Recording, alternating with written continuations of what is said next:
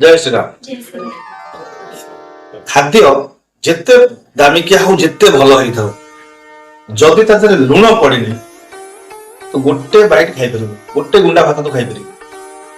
ସେଇଭଳିଆ ତାର ଗୋଟେ ବିଶେଷତ୍ୱ କଣ ଅଛି ଜାଣିଛୁ? ଲୁଣର ସେ ଥାଳିରେ ଅଛି ବୋଲି ତୁ ଜାଣିପାରିବୁ। କେହି ଜାଣିପାରିବେନି ଥାଳିରେ କଣ ଦେଖାଯାଏ, ଲୁଣ ଥାଳିରେ ଦେଖାଯିବନି। ସେଇଭଳି ଆମ ଜୀବନରେ କିଛି ଲୋକ ଅଛନ୍ତି, ଆମ ବ୍ୟାକଗ୍ରାଉଣ୍ଡରେ ସେମାନେ ଅଛନ୍ତି ଲୁଣ ଭଳି, କିନ୍ତୁ ସିଏ ଦେଖାନ୍ତି ନାହିଁ ଯେ ଇଏ ଆମର, ମୁଁ ତା ସହିତ ଅଛି କି ମୁଁ ତୋ ସହିତ ଅଛି।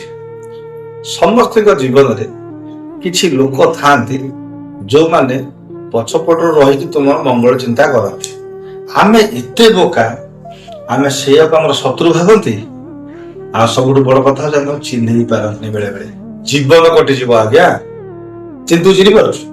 ଚେଷ୍ଟା କର ଚିହ୍ନିବା ପାଇଁ, ଜୀବନ ବହୁତ ଲମ୍ବା। ଜୟ ଶ୍ରୀରାମ।